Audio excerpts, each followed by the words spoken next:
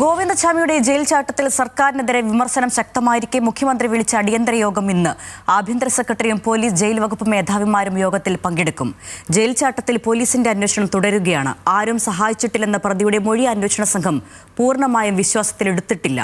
ഗോവിന്ദചാമി ഇന്ന് വിയ്യൂർ സെൻട്രൽ ജയിലിലേക്ക് മാറ്റും. സുരക്ഷാ വീഴ്ചയിൽ ജയിൽ സൂപ്രണ്ടിനെതിരെ കടുത്ത നടപടിക്കും സാധ്യതയുണ്ട്.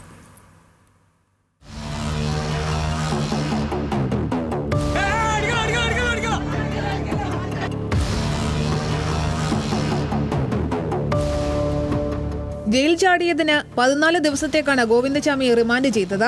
കണ്ണൂർ സെൻട്രൽ ജയിലിൽ നിന്നാണ് രക്ഷപ്പെട്ടതെങ്കിലും ഇന്നലെ ഗോവിന്ദചാമിയെ പാർപ്പിച്ചത് ആ ജയിലിൽ തന്നെയായിരുന്നു.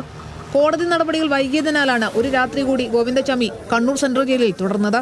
ഇന്ന് ഉച്ചയോടെ ഗോവിന്ദചാമിയെ വിയ്യൂർ സെൻട്രൽ ജയിലിലേക്ക് മാറ്റും. ജയിൽ ചാട്ടത്തിൽ ജയിൽ വകുപ്പ് അന്വേഷണം ഊർജിതമാക്കിയിട്ടുണ്ട്. പ്രാഥമിക അന്വേഷണത്തിൽ തന്നെ ഗുരുതര വീഴ്ചകളാണ് കണ്ടെത്തിയത്.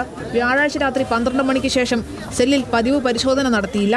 സെല്ലിന്റെ ലൈറ്റുകൾ പ്രവർത്തിച്ചിരുന്നില്ലെന്നും പ്രാഥമിക അന്വേഷണത്തിൽ കണ്ടെത്തി.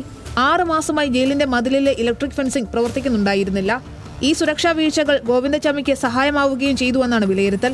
സുരക്ഷാ വീഴ്ചകളുമായി ബന്ധപ്പെട്ട് ജയിൽ സൂപ്രണ്ടിനെതിരെയും നടപടിക്ക് സാധ്യതയുണ്ട്. നേരത്തെ 3 ഉദ്യോഗസ്ഥരെ ഇതിൽ സസ്പെൻഡ് ചെയ്തിരുന്നു.